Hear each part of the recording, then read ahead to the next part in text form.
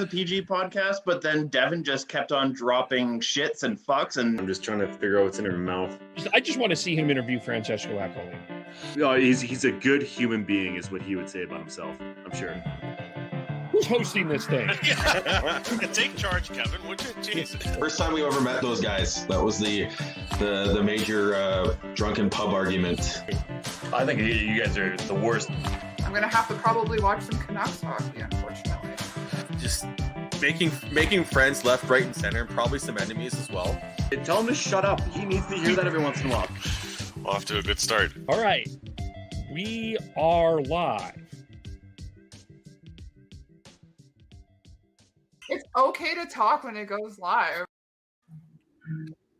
Good morning. Happy Valentine's Day. And I am so glad that you chose us to play the podcast. Come on, I had to do it.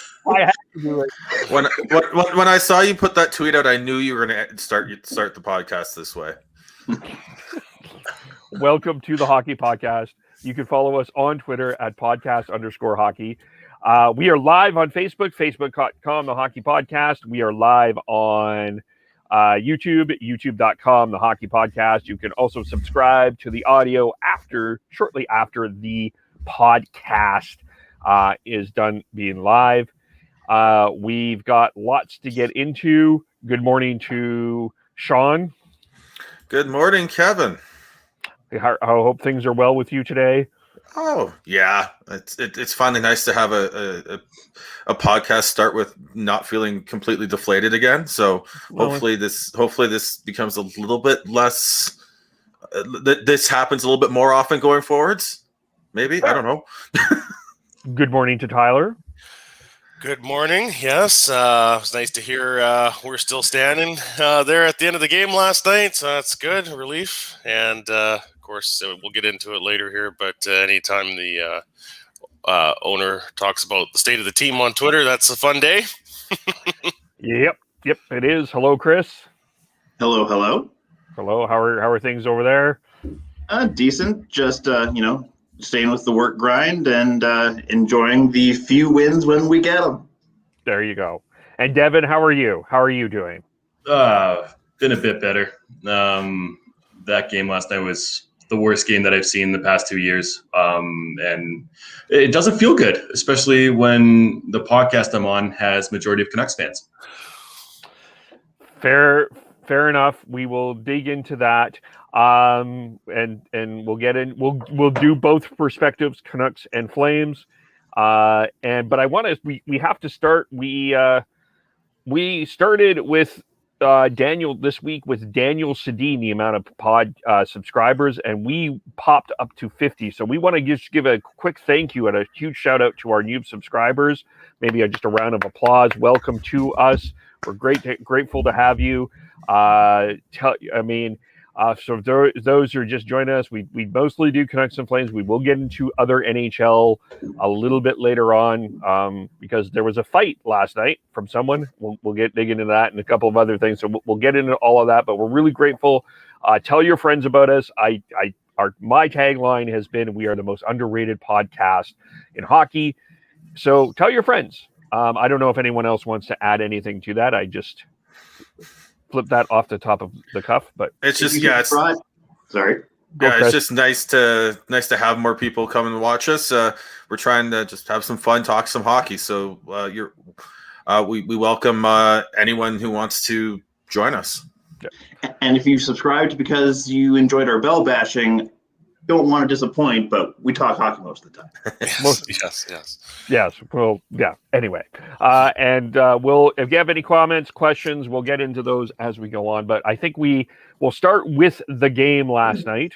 The 6-game losing streak for the Vancouver Canucks is over. They pulled out a 3-1 victory over the Calgary Flames. A game really the Canucks really needed to have. Let's just be honest. A loss would have been, I think, the nail in the one of the nails in the coffin, possibly. Chris, how are you feeling this morning about the win? Where are you at? I have a poll question out that I put on Twitter. Are you feeling relief, but it's one win? Or are you feeling like, as Nate Schmidt said, it's time to go streaking? Well, as much as I identify as an eternal optimist, I'm going to be my realist self and say that I'll just take baby steps and one win before we say we're going streaking. One win before we're going streak. Okay, Sean, Tyler, how are you feeling? I'm relieved that they finally found a win. They deserved better in the last two games before this. I thought they played well enough to win both of those games, but just couldn't find a way to make it happen. I was getting a little nervous halfway through that game because they weren't able to find a way to beat Markstrom and capitalize on the control, how much control they had in that game. But they were able to get the win, and that's nice. And as much as I don't feel like there could potentially be a streak coming here, but if that happens, that'd be amazing. Relief for me too, Kevin, especially when you see the shots on goal total there. And, if they were to not come out with a victory, that would be very, very deflating. And also, given what happened with the owner on Twitter earlier in the day and the vote of confidence for the coaching and management, you would hope that the players would have responded to that. I know after the game, Tyler Myers, in conversation with Dan Murphy, denied that he knew about that. I'm not sure I believe that answer, but I would think at least a few of the players were aware of that and turned in a good performance last night. So that's good. Now they just got to build off it. And so far this season, they've had trouble doing that. Devin, how are you feeling? How did you see the way that the Canucks played? You're on mute. Yes, I thought that the Canucks played way better than the Flames, and they've been trending up. And I think the good thing for Canucks fans is the fact, when they did lose the past couple of games, they lost not by not playing well. And there's a potential for that last night too, just with having Jacob Markstrom in net, who completely and utterly bailed out the Flames throughout the entire game. And they're playing the right way right now. And it's good to see the parity. Hopefully that they can make a charge here and make something out of this North Division. So I think this is just my theory. We'll pull up the Aquilini Twitter here as we do this. For those who missed it, and I don't know if you are watching, maybe, yeah, you mean you missed it. We'll read the tweet. This has been a unique year for everyone. Roster changes, very little training camp, no preseason, just a few practice days. It takes time for new players to fit in a new group chemistry to take hold, both on and off the ice. Of course, I'm disappointed by our poor start, but the last thing we're going to do is panic. We've been better in recent games, and I believe will continue to improve. Our fans are passionate and knowledgeable. They have every right to express themselves. But when the media starts pouring gas on the fire, dealing in rumors and misinformation as if it's fact, it's time for me to speak up. Contrary to what you may have read or heard, we're sticking to the path we're on, building on our core of young talent. Progression is not always a straight line. There is no easy fix, only patient commitment and hard work. Like Besser, Pettersson, Hughes, and Hoglander. Hoglander was an excellent pick, and it looks like he'll be a great part of our future. Our hockey group believes Podkolzin will step right into the lineup as well. I have full confidence in Jim, Travis, and this group. I have no plans to make changes. # we are all Canucks. I have a theory. I'm just going to start with this theory and I'm going to see where people are at. I do think that there was at least a players only meeting. Some sort of meeting happened between everybody before this. And you could clearly see something happened as the Canucks did a dress change and they dressed in their civvies instead of the suits. They went casual Saturday. I think that there was some sort of conversations that happened behind the scene. And I think someone said, let's all get on the same page and at least roll with this at this particular point in time. Yeah, I think there's probably some truth to all of that there, Kevin. Often when there are players-only meetings, it gets leaked and becomes fact in the media. I don't recall hearing anything about that on the broadcast last night, but it sure feels that way. Couple comments on that. This is not the first time the owner has pushed back against something he heard in the media, but it's interesting. What exactly was he thinking was misinformation and rumors? I guess there was enough discussion this week, speculation this week, that this stretch of games against the Flames was going to be the deciding factor as to whether change happens at the top or not. So I guess Francesco didn't feel that was appropriate, and so he decided to put these tweets out. So yes, it may be a vote of confidence for Jim, Travis, and this group, but if you're one of the players that he didn't name there, and things don't turn around here, that would be making me nervous a little bit, I think. Chris? Yeah, I have to agree with the general sentiment. It's good that he basically put from his perspective, put the fire out in the sense of the whole fire Benning movement that's been kind of gaining steam throughout these series of losses. So it was good that he was kind of trying to get in front of that. As far as if we end up turning this around and actually making a season out of this remains to be seen. So we'll see how it goes. Wait, hold on. Do you think that this silenced the crowd? No.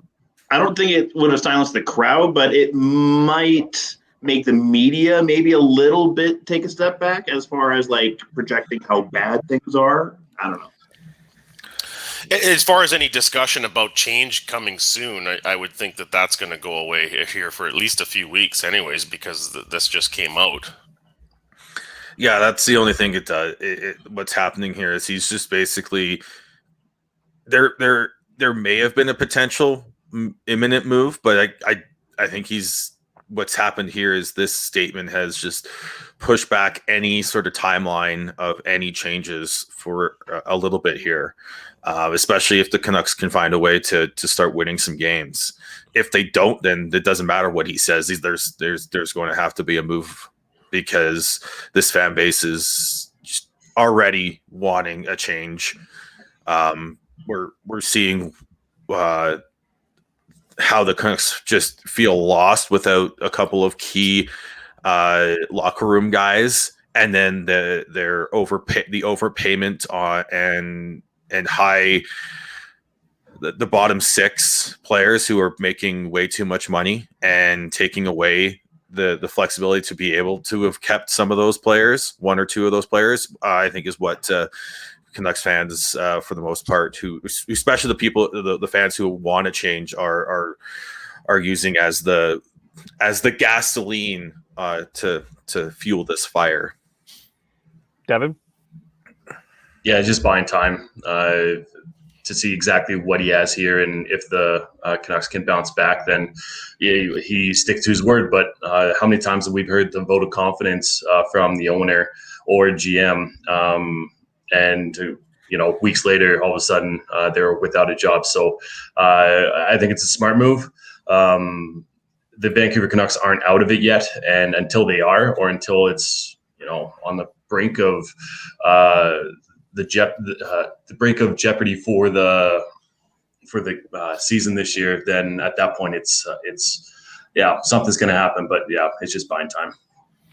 The Canucks poll, we have a Canucks poll, we'll have a Flames poll here. The Canucks poll is so far after ending their 6-game streak, how do you feel about the Canucks relief? But it's one win. A winning streak is coming. 90% feel relief, but it's one win. So I still don't, it appears, very small sample size of this big market, but it would seem to me that there's not a huge amount of confidence coming from the Canuck fan base that everything is going to be okay. It's not like all of a sudden Benning and Green, or we're in love with Benning and Green here. Yeah, specifically Benning. A week ago we saw, or was it 2 weeks ago, we saw a good Saturday night game against Winnipeg, followed by a bunch of losses right after that, really ugly ones too. So, if you're not a skeptic in the fan base, boy, you got to be the most of optimistic types out there. Yeah, like I said, I'm an eternal optimist, but I have to be a realist, and we just have to take it one win at a time, one game at a time. I think that one of the interesting thing here was the timing of the tweet. It was a Saturday night before the Hockey Night in Canada doubleheader. 4 o'clock, a couple hours before the game, during the Leafs-Habs game. Do you think that there was some strategy for the timing of this tweet? Definitely. You don't do it right at the start of the Leafs game without doing that intentionally. Yeah, there's definitely strategy in when he tweeted it and what he tweeted and how he worded it too. A lot of people are, and rightfully so, are nitpicking at that shot at the media. I don't think it's as big a deal as some people are making it out to be, because I think he really is pissed off that how much talk there was about potential replacements already, and whether or not that was hearsay that got turned into rumors that got turned into this, that, and the other thing, or it's actually leaked information that's out there that he wants squashed. Because if you know anything about a lot of these owners and business people, they do not like negotiating in the public. They want it done as quietly as possible, and behind the scenes as possible. And Aquilini is definitely like that. If you look at his history of replacing GMs, he always seems to have a replacement or someone in place to carry the torch after the firing right away. With Dave Nonis, Mike Gillis was hired really, really quickly. And then you've got, as well as same thing with Brian Burke. When Brian Burke was fired, when that whole thing fell apart, Nonis was stepping in right away as the GM. And then when Gillis was fired, they had Trevor Linden there to do the GM search, but he was the president of hockey ops. So there was a quote unquote replacement right there in the waiting. Right now, who's going to be the replacement if they let Benning go? Jim Weisbrod? You know the market's not going to accept that. So he needs to make sure that if he makes a move, he's got a replacement right away. Yeah, and seeing that this vote of confidence has come out, I think I was feeling right at the start of the season that regardless of how this went, they were going to ride out this group and reevaluate in the offseason. What we saw with Gillis is that as soon as they were mathematically eliminated in 2013-14, it was the next day that the change happened. So I think at this point, it's this point. Next week, things could change. But at this point, I think it's safe to say that Jim Benning is going to hold on to that position for as long as they're mathematically alive in the playoff chase.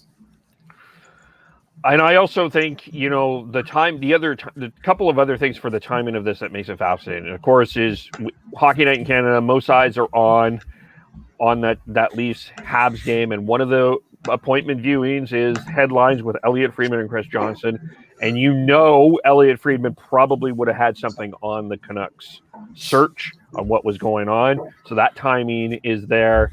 And sorry, Devin, I know as a Leafs fan you may not like what I'm about to say, but he brilliantly, from a business perspective, made the Canucks the conversation of the evening, no matter what. Like, it was, no matter if the Leafs or the Habs were playing, the Canucks were the conversation of the night. I don't think that there's any dispute about that. It was most Hockey Night in Canada was talking about Canucks. Twitter was talking about the Canucks. I mean, it was the story of the night. And I think that there was a strategy to that. I really do. Absolutely. For once, it wasn't Leafs talk, and for once, I don't hear the bitching, complaining of people on this podcast saying that it's all about the Leafs. So it's a win-win for me. But Dev, hold on 1 second. Were you totally surprised that it was Matthews to Marner instead of Marner to Matthews? Because I heard that was a big thing last night. Oh God. Yeah, the Aquilinis, they really need to get going here. Change the subject. Yeah. God. Just further to the tweet thread there, obviously a lot of cynical people out there, particularly in Canucks land, and the comment was made not just on Twitter, but friends and family of mine as well wondered, is that a bit of a death sentence to have that come out? Other cynical comments are people doing a good job. Do they actually need to have a vote of confidence? All those kinds of questions are raised. I don't really believe in that. I do think that Francesco is a guy that can't help himself, and it does listen to what's going on in the media, and after a while feels the need to stick up for his general manager. And he did that last year when there was a lot of criticism about the JT Miller transaction and how that was turning out for the Canucks. And, I'm sure we will see something later on in the season to this effect as well. He's not a guy that likes to be an owner in quiet.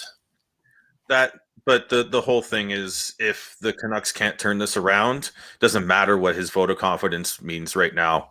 Yep. Because, as we said, the market wants a change. The market's demanding a change almost for a lot of people. You look at the responses to all those tweets. There is a lot of fire bending. There is a lot of sell the team too. There's a lot of people fed up with this whole situation, and they're going to have to make a change if the Canucks can't turn this around. Their hand's going to be forced, and the earlier they make the change, the better. I do wonder if maybe there are some potential fairly big roster changes brewing in the works. Trigger not pulled on them yet, but I have to wonder about that. Like if he's going to stick his neck out there in public and go to bat for his general manager, has he heard of some possible trades in the works there from his general manager to give him the confidence that if a change is needed, that it will come in terms of player personnel? Is there a change out there that would rock this landscape to something that would? Is there a trade out there that is game changing enough to get the Canucks back into a playoff race? Yeah, I mean, I don't think there is, but And I worry about that, and I think there's a lot of fans who are worried about that. Are you like if Jim Benning? Because there's a lot of talk that they're just going to ride this out and then make the change, and if that's the case, why are you letting Jim Benning make those long-term trades? Those trades that could be trading away future assets and future key players to this team just to try and save his job. I think there's a good argument to be made. That's what happened when you made the Tyler Toffoli trade last year, and now guess what? They don't have Tyler Toffoli, they don't have Tyler Madden, and they didn't have a second round pick in this past draft. Mm-hmm. So I think there's a lot of talk around that Benning's hands are a little tied right now. And whether or not, if that's the case, then I don't see a trade happening at all. By his own doing, though. Yeah. I think what's happened right now is like Jim Benning has to completely 110% convince Francesco Aquilini that the trade he's making makes sense, especially if there's a significant amount of money involved. Yeah. So if it were to happen, it would have to either be with a Canadian team or a sizable trade that makes acquiring a person on an American team worth having to do that 2-week quarantine or however long it is. Well, here let's look at history, and we do have a comment from someone asking if there's any Oilers fans. Let's bring up what happened with Peter Chiarelli near his end of time with the Oilers. He made a couple of desperation moves to try to save his job, and they did not turn out, including signing Mika Koskinen into an extension, including acquiring Brandon Manning.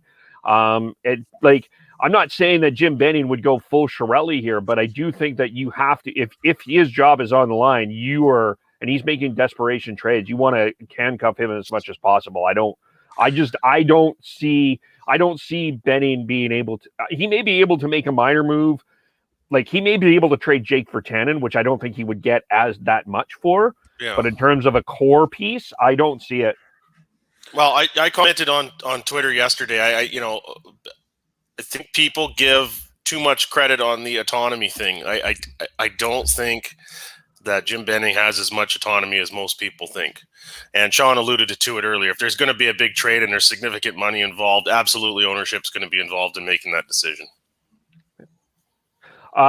We do have some comments here. I just want to quickly get into, unless Devin had something to add.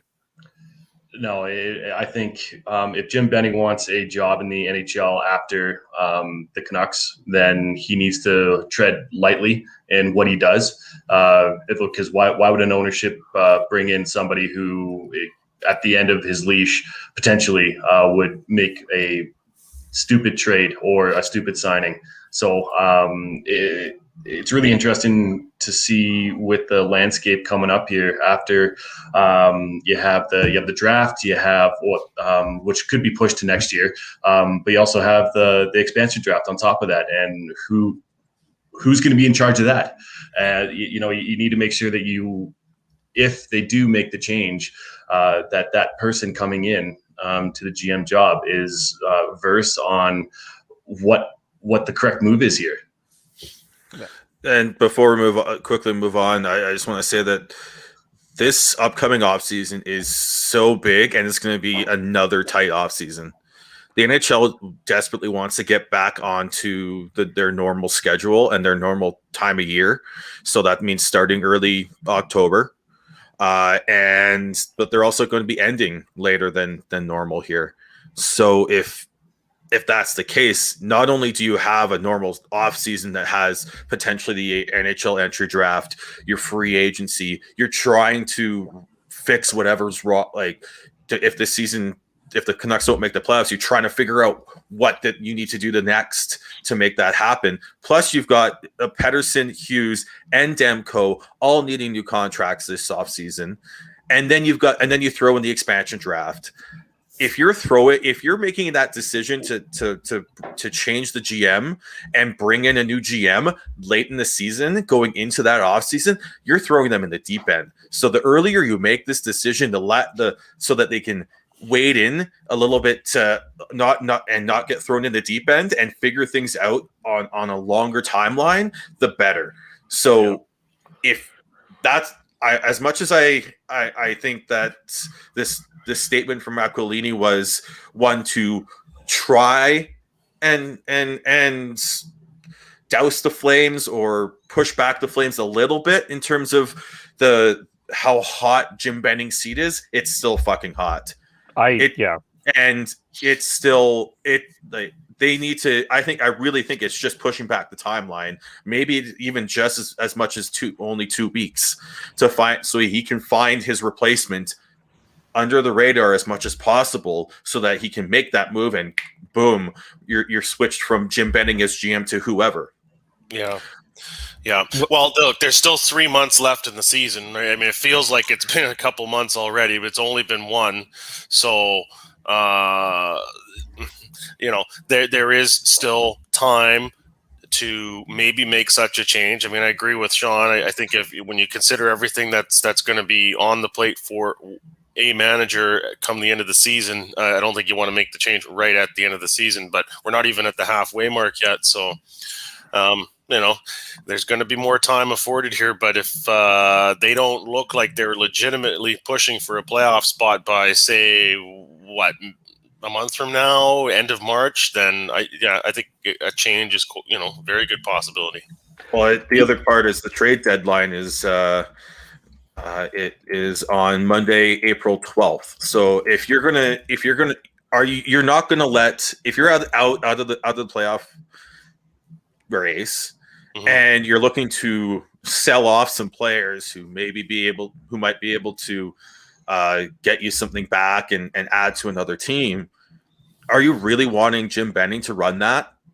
Are you really wanting someone who you're probably going to fire to run that deadline? No, you're going to want someone who's in there. And again, do you really want someone running that deadline who's been on the job for a week? So the earlier you make this decision, the better. And I honestly think that it's time for a new GM on the Canucks. I've tried to have a very middling approach to evaluating Jim Benning. I've criticized when I felt he needed to be criticized, and I've praised him when I felt he needed to be praised. And I've tried not to go full on like just pitchforks or full on like parades with all these moves. But at this point, it's been death by 1,000 cuts. Mm-hmm. And you look at the Brandon Sutter contract, the Jay Beagle contract, the Antoine Roussel contract. They're good players in their own rights, but overpaid. And when you have all those players overpaid, then you still have Louis. You've got the salary cap gymnastics they have to do with the Furland contract as well. When you add all that together, it's created a situation where the hands are tied cap-wise for anyone, whoever's running it, to do anything. So, and you've got 2 major contracts coming up that need to be done, as well as, and Demko is also pretty significant as well. So, yeah, again, make the move as soon as possible. The question is, what is ownership looking for in a general manager? Because to me, it doesn't look like ownership wants to bring in a general manager with this great resume and then just give him full autonomy and leave him alone. It does not look like that to me. It's never looked like that to me with this ownership. And then in the tweet thread, Francesco specifically highlighted the draft record of Jim Benning, and he mentioned Horvat was a Gillis pick, but subsequent to that, you had Besser, Pettersson, Höglander, Podkolzin, all mentioned. I think Hughes he mentioned in there as well. So if that's what he's looking for in a general manager, is a guy that has the good scouting and drafting background, but somebody that can also do what he's told, basically, then. If it's not Jim Benning, it's going to be another general manager like Jim Benning. I mean, it's damning he didn't talk about free agency. It's damning he never talked about a trade. Those things are noteworthy. Or the veteran players. Didn't really mention any of the veteran players. He didn't mention any of the veteran players. That to me. The other thing that I think is interesting too, you put here. I think we should dig into the GM thing here, but 660 tweeted it. And I can't find the tweet, but he basically said, what would be more of a vote of confidence for Travis Green would have been a contract. And that's still, that hasn't been done. And that also, Aquilini says, I have full confidence in Travis Green. There's no contract there. So, I just. Well, let's just remember that it takes 2 sides to negotiate an agreement. Maybe Travis is digging in a little bit, and we don't really know that. That's entirely possible. Yeah, we don't know that. I mean, Travis has come out and again, it's just media speak, but he come out and denied that it's any kind of a distraction for him or the team. I don't believe that. I think it is, but you never know. You never know. Maybe Travis is digging in, and of course, money is tight right now, and so you have a difficult negotiation. So I just want to quickly spitball here. When we were looking for a GM after we fired Nonis, Gillis took over an already established young core. Like, it's the same timing as last time. So, I kind of half-jokingly am saying this, but, what about Gillis again? I don't see him wanting to come back. I don't think he wants to. I wasn't saying it, in all actual seriousness, but just the parallels there kind of were amusing to me. But a general manager like that, I think is quite possible, because I think when Mike Gillis was the general manager, he was the president and general manager and reported directly to ownership. And I think the line of communication between ownership and Mike Gillis was, pretty strong there.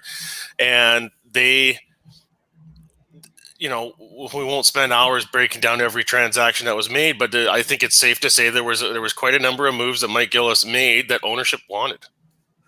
Well, I did. Let me spitball what my theory is for the general manager. I think they want someone younger, sharper, and with much more media savvy than what Jim Benning has. That would be definitely an improvement for the team. Yes. Yeah. So Dubas-like.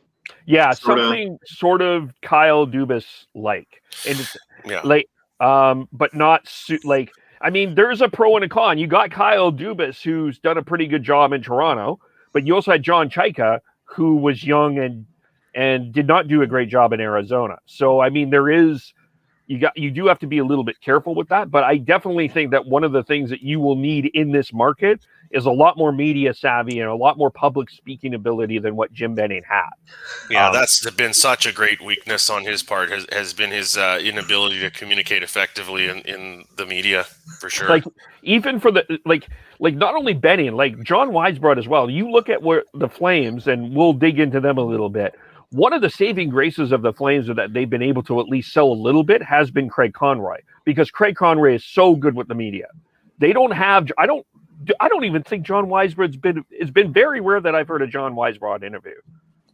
He's been the running joke in Canucks Twitter and Canucks fandom right now is, what the fuck does John Weisbrod do for the Canucks? Like, it sounds bad, but like, we really don't know. Like, he dabbles here, there, and everywhere, and then I think he took over a little bit of the amateur scouting, which is why the whole Judd Brackett thing got so to a point where they no longer wanted to work with the Canucks. So it's, yeah, and I think that's part of it. I totally agree, Kevin. I think they do want someone who can speak to the media and speak to the fans in a much better way than Jim Benning has proven that he can. Hell, even when they had Trevor Linden there, that was all his job, was to be the mouthpiece, and he's a good media guy, a good speaker, and yet they would still trot Benning out there, and he would completely blow it out because he would say something that contradicted what Trevor Linden would say. So if they're going to do that, then they have to make sure that everyone who's going out there is aligned in that plan and aligned in that, so that there isn't any mixed messages going out to the fans and the media. And there is a plan that everyone knows what, like, they know what the general plan is. Throughout all this, did we really understand what the actual plan was?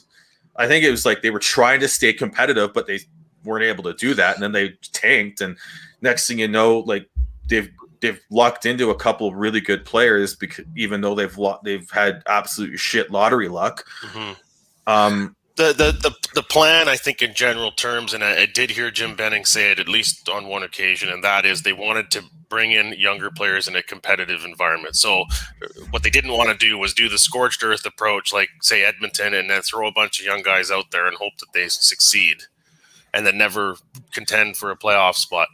So, that appears to be it, but, in more detail, kind of the nuts and bolts of it, I mean, it was constantly mixed messages, and yes, that was not helped. And you had another layer of management with Trevor Linden and then Jim Benning. But I think in hindsight, it's pretty easy to see why Trevor Linden was brought on. A lot of the fans wanted him to get back involved in the organization. The owner could see that. The brand was very damaged and very toxic with how things ended with Mike Gillis and John Tortorella. You bring in Trevor to kind of calm the waters for a while. But once it looked like things were improving, clearly there must have been some disagreement between Linden and ownership, but at least now ownership has a direct line of communication to the general manager, and that's how it was under Mike Gillis, and clearly that's the preference of ownership. So let me be hands-on. Let me throw the other name that has been mentioned in the mix. I'm not saying he should be the GM, but does Roberto Luongo, he has some media. I'll give you the pros. The pro is Roberto Luongo knows how to speak to the media. He has the public speaking ability that he would be able to go on the one sports radio station. Still makes me angry, Bell, by the way. The one sports radio station here in Vancouver, and he would be able to sell something. And but the other thing is he just doesn't have. He's going to have Hockey Canada experience, but he doesn't have GM experience. What about the name Roberto Luongo? No, not yet. Like, if this was 5 years from now and he just spent 5 years understudying in Florida, then yeah, that'd be a great idea. But he doesn't have the experience. And if you're gonna, that's the thing is with Vancouver, we've seen Mike Gillis come in as a rookie GM, did a really good job based off of the fact that was his one and only shot so far. Got them to within one game of the Stanley Cup. But then you've also got Jim Benning, rookie GM. the growing pains were intense. The overvaluing of certain types of players, which are why they're handcuffed cap wise right now, is I don't think this market is ready for another rookie GM who doesn't have enough experience behind it. I think they need someone with a little bit of name, a little brand name behind him, and with the experience behind it to be able to exude confidence and calm the market down a bit. Yeah, if it's not somebody that's experienced, then boy, the resume beyond NHL experience would have to be pretty impressive, and it's hard to really think of any candidates off the top of my head that would fit that description. But in terms of Roberto Luongo, I mean, I think we know quite well Roberto's a very proud guy. I don't think he's jazzed about how things ended with his time in Vancouver, and of course, it's well documented. His family's very happy in Florida. When he was traded, he was traded back to Florida for that reason. So I don't see that happening. Frankly, I think that's a bit of a pie in the sky suggestion.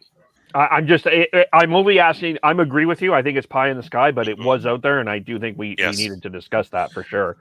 I definitely agree with everyone else that it's not a serious one for Luongo, but one name that I have seen thrown around that I'm actually somewhat intrigued by is Tulsky out of Carolina. I would be shocked if they go that route as well. Again, I don't know how involved he is in Carolina in terms of the negotiation of contracts and trades. Those are the two big pieces that I think you need to make sure that you've got someone in charge that can handle that and make sure you get the value out of that. I'd like to see them give him a shot or someone like that. The name that comes to mind for me that I think they need to look at, actually there's two.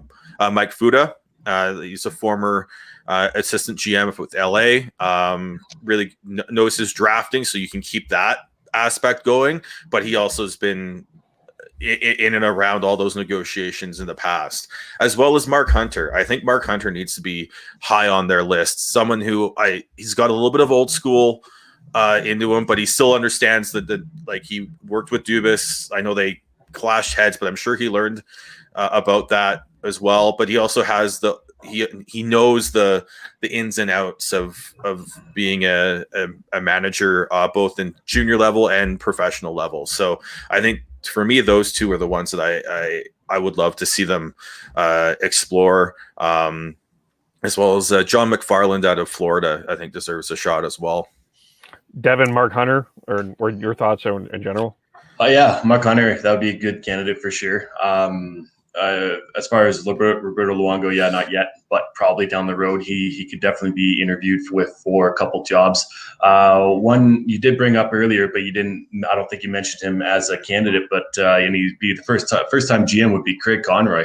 I feel like he would be a good fit there as well. I wouldn't be surprised if he got an interview. I'll throw in a couple of other names just in the list here. What about Jim Rutherford? He left. We don't know why he left Pittsburgh, but he did leave Pittsburgh. He's been successful. I don't know. I think he knows what to. He's been able to build a successful team. I'm iffy on that one because I don't know if the Canucks are close enough to bring in someone like Jim Rutherford. He's a finisher. He's like you bring him in to finish, like what Gillis did with the Canucks back in the day, where they had the Sedins and Kessler and Luongo, and they had all the pieces. They just needed the right setup around them. I don't think the Canucks are quite there yet, and I think that bringing Rutherford in may end up being something that they would hamper this next step that they need to make. What about Gillis's number 2 guy, Gilman? I think that'd be a tough one to sell as well, just because I don't know if Gilman wants to come back. I don't think he left on good terms with how he was let go. I'd love it. I think he'd be great. I think he's got that media savvy that we're looking for. He's been in the negotiations with. He was right in with negotiations with Gillis, Wasn't he also the Cat Master as well when he was here? So he gets it. Like that'll be fantastic. I just don't know if he'd be willing to come back. I got Jeremy one Rutherford. More. Sorry, just one thing on Jeremy Rutherford. I don't see a fit with him and Aquilini. It just seems like he's looking for a bit more of a leash, and I feel like the Aquilinis would just have their mitts in the pot, and it wouldn't fly well. That's my feeling on it as well. Although I think you definitely got to kick the tires on it. The other name, and I think I'm not saying necessarily GM, but at least a voice in the organization that could probably do the Trevor Linden thing. What about Ray Ferraro?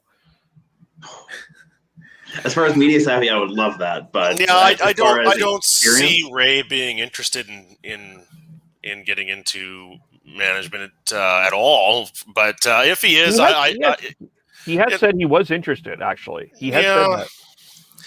But I think he'd be picky and choosy about the situation, and I don't see Vancouver being the one for him. He'd be someone you want to bring in as the heir apparent. Someone like if you do get someone like a Jim Rutherford, and you want him to rather like do what the Leafs did with Lamoriello and Dubas. I think that would be the right way to bring Ray Ferraro in, because again he's got the media savvy, but he hasn't been in hockey management at all.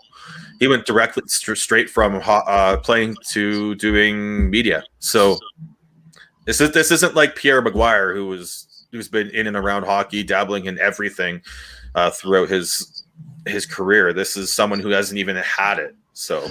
Well, speaking of Pierre Maguire, I mean, he has been definitely, it's known, and he's talked about it himself. He has been interviewing for different openings out there, has not been chosen. That would be a name as well. Kevin Weeks is another one that's been trying to get back into the game in management somehow. Any thoughts on those two?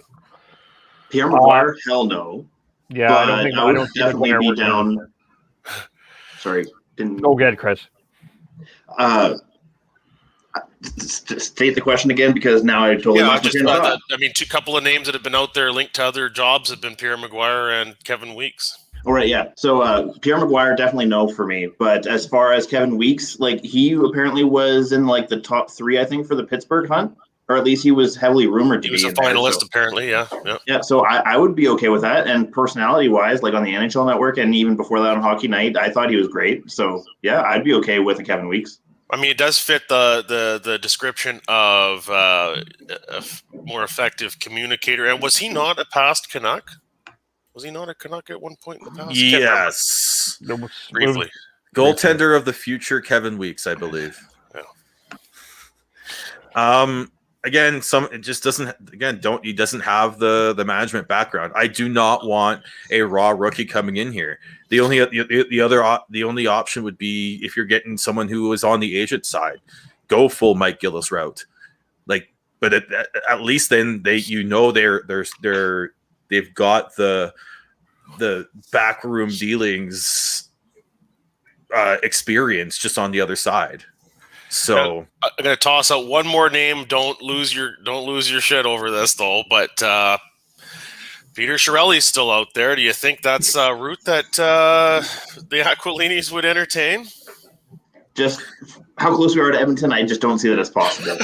But I did look. It's not something I want. I just think wonder if that's crossed quickly their mind. Go back to Kevin Weeks for a half second. Though I did look it up. He was part of the Pavel Bure trade. There you go. Yeah. Maguire, I just don't think Maguire would fit in this market. I think that would be a disaster. I don't think Kevin Weeks has the experience, and I just no way with Chiarelli would be a PR disaster. Like it really would be. Well, here's the thing about Pierre Maguire is that you got to cut past all the style stuff and evaluate. Does he have a vision for the organization that ownership would be sold on? Maybe. I don't know. Peter Chiarelli, public relations disaster. And then, he brought Jim Benning over from Boston after losing to them in the Stanley Cup Finals, so I don't think that that's an obstacle per se. But maybe he's just not the right. As Sean talked about with Jim Rutherford, maybe he's just not the style of general manager that the team needs right now. So we finally will just quickly get to the comments 20 minutes later here. Sorry about that. Daniel, hello. Canucks finally get in the win column. Yes, they do. Hello from Revenite. Hello.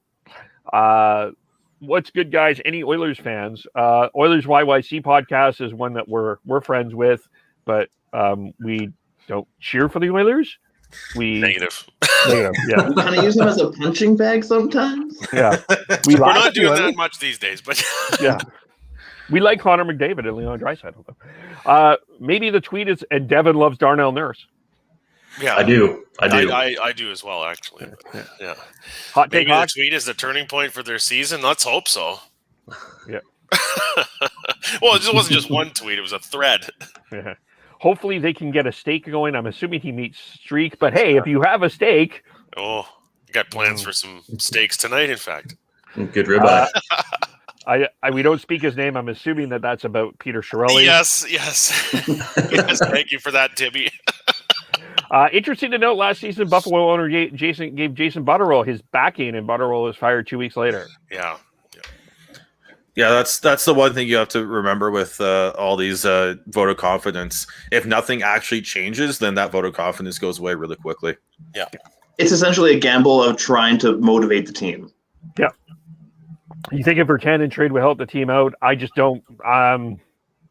I don't know if they would get enough for Virtanen at this point to help the team. Virtanen, Beagle, and Eriksson had an absolutely awesome game last night. Yeah, I mean, that's an expensive fourth line, but they sure did the job.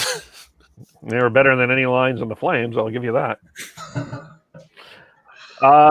Anything else on the Canucks here?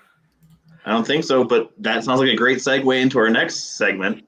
Okay. Chris has, full disclosure, Chris has popcorn available because I think we're going to get into some arguments here. I want to start with the Flames. I would like to talk about the Flames a little bit here before maybe we'll start with Devin after. But that was a full marks. Beagle, Virtanen, Eriksson, great job. Quinn Hughes, great goal, no question about it. Great team effort from the Canucks. Not going to dispute all of that.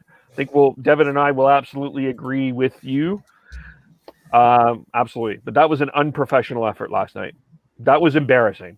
You were out. They were outshot 46-18. They, after a game that they won on Thursday, they did win, but they didn't look good. They knew coming into this, they had an opportunity. They needed to play better, and they didn't. There was, I think, I don't know if this got on the air, but apparently a couple of times Markstrom basically called out the team on the ice and said, "Get your effing shit together." The quote I heard was, "Let's fucking go." Yeah, basically something like that. I like how you censored the fuck before you said shit. Yeah. Language, Kevin.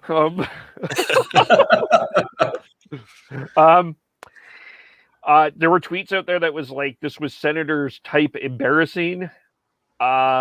This is the thing that bothers me, and I'll get Devin. We'll start with Devin and then go around here. The Jets lost to the Senators yesterday with 10 seconds to go. Big loss for the Jets. You're losing. That's found money.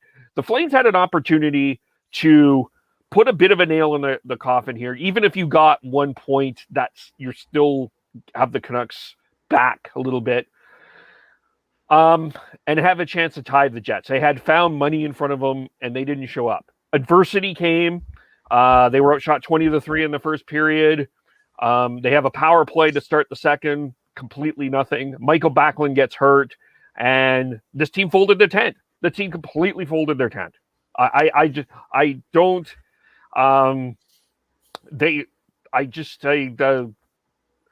Devin, unprofessional. That's how I described last night.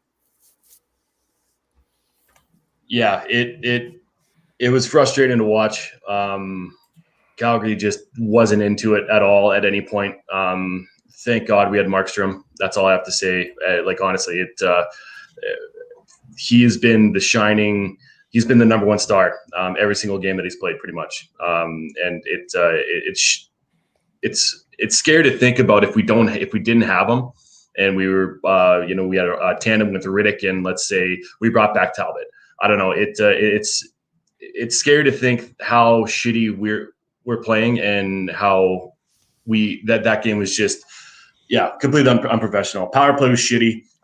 They need to figure that shit out. They need to let Gio have less time on the power play, less time in general. He's not the guy he thinks he is, and I don't think he's the guy that Jeff Ward thinks he is either.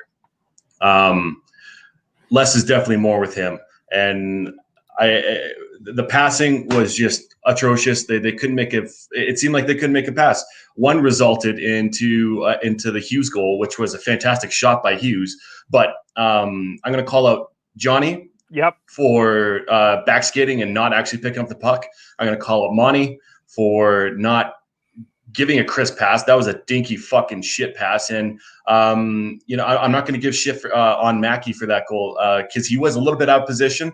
But that's a transition up the ice that should be going the other way. And he was jumping the gun a little bit, which left Hughes wide open to let walk in straight to the slot, and had a beautiful shot. But overall, I was baffled and loving the fact that we have Markstrom, but overall that was a fucking piss poor effort, and they need to have a comeback game tomorrow night, because if they don't, then maybe another team players only meeting. I don't know what's gonna really get their shit going, but hopefully this one really kicks them in the crotch, and they can come out with a better effort. I will say the amount of "damn it, Markey" I've been saying at my TV the last two games has definitely increased. I'd like to know why Matthew Tkachuk's been so quiet these last couple of games. That's really surprised me. Maybe seen him once or twice each game, just in close up, but haven't heard much of him. I'll give an answer to that. Well, according to reports, the players only meeting that happened after the Montreal game, Tkachuk was told to. The report is Tkachuk was told to tone it down. Fuck that. If that's the case, boy, that's not a good thing for him or the Flames. I don't think. You need that emotion in. You need his emotion in the game. Like, if Tkachuk is not going and Michael Backlund's not going, this team is completely different to watch. I don't think that. I don't know if it's said enough how much of a heart and soul guy Michael Backlund truly is. I don't think that that's been fully fleshed out. I mean, I know that there's been times that we've looked at wanting to trade him, but when Michael Backlund is going, the Flames are just a better hockey team. And he was injured last night, but that still is to me, that's no excuse. There's other people that can pick up that slack. And Matthew Tkachuk just simply flat. Like either he's hurt, or if the report is that he's toned it down, he's just not being effective. And Olli Juolevi ran over him yesterday. Ran over him. Yeah, there's something going on there. If that is true, that's a crying shame. Last year when Tkachuk was out of the playoffs, Calgary was a completely different team. He is the engine of the team. He is the heart and soul of the team, and passion, and having that passion in such a good player like Tkachuk is. You need that. You need that to be your driving force. And if he was told that, whoever, if it was Gio, if it was Jeff Ward, if it was anybody in that dressing room, if they told him to tone it back, you need to look in the mirror, because he drags people in every single time. When he was on the Backlund line last year, it was Backlund, Mangiapane. Both those players, I feel, have gotten grittier as a player because of Matthew Tkachuk, and it'd be just a crying shame if that's true. So I hope that hopefully he's not injured. But if the reason why he's not playing up to his potential is because he's injured, that to me that's a better outcome than the fact that someone's telling him to tone it down. That's complete utter bullshit. Well, what do they tone down? What is my question? Like the hissy fit at the bench? I mean, I don't. What is he hurting the team with bad penalties? Like, I mean, I'm not sure what we're toning down. Right? Like that's what's odd about that. Maybe it was the after whistle stuff after the Muzzin puck flip. I don't know. Well, that was a changing point. After that game, they had the players only meeting, and right after then, we have not seen the same Matthew Tkachuk. And I mean, everything's pointing towards the meeting.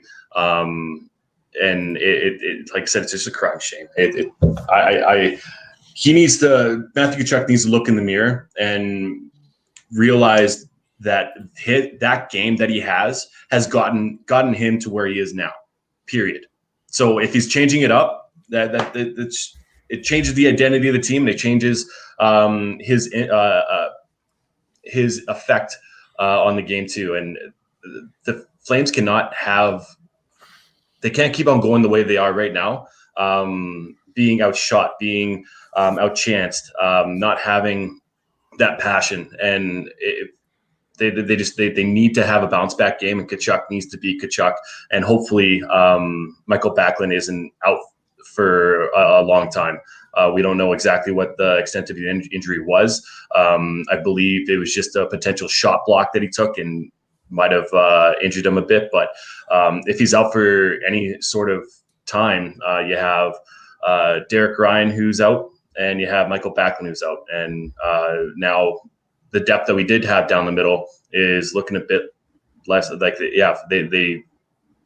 it's not there, and that's concerning. Yeah, that, and I think like here's maybe I'm, sometimes I can maybe see something that is not there, but I want to play this from Jeff Ward's media availability yesterday. I mean, there's a lot of talk about that we weren't competitive and all of that. That was kind of streaming last night a little bit, but just want to make sure that I have this here, and then as we do this here, maybe it's me. Could someone explain this comment to me?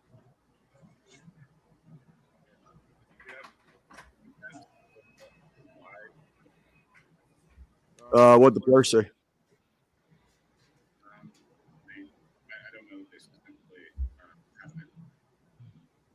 They didn't have an explanation for it?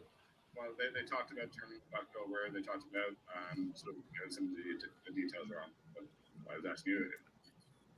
Yeah, I agree with all that. Pretty frosty. Yeah, hang on here. I'm just gonna shut that down. Yeah, as far as Jeff Ward goes, you can tell that he's frustrated. You can tell that it's almost from that look and expression that he had on his face. He's like, well, I don't know what the fuck to do. And that's not something that puts any confidence within me. And it's probably resonating throughout the dressing room if that's the way that he's carrying himself. Yeah, you can be disappointed with the game, but as a leader, as your coach, you need to have answers to those hard questions. Well, what did the players say? He's asking you the question, Jeff. Like that needs to be. You need to be taking pressure off the players, or if you're sending a message through the media, send a message. Don't be wishy-washy. That's something that really resonates with me with the way that he answered that post-game conference there. Jeff Ward is a wonderful motivational speaker. I would love to hear a TED Talk from Jeff Ward, but I'm sorry, I don't know if he's a National Hockey League coach. You're the one who was questioning him, questioning the signing, and I was backing him just because of his record from last year. They had a winning record after the whole Bill Peters incident, and now I am questioning with you, Kev. It doesn't seem like he's pulling the right strings right now, and it's hard when you don't have any practice time. Really, they did have the 5-day break at the beginning of the year. That was about a week and a half ago, 2 weeks. But then they're playing pretty much every second day now. And so the players need to figure out what's going on with them. And maybe having another team meeting might do it. It's either that or you have Brad Treliving come down and rip them a new one, because you know that Brad Treliving is hands-on and he is a bit old school in that sense. And if Jeff Ward's not doing it, then I wouldn't be surprised if he's on the hot seat. Well, we'll get to Mr.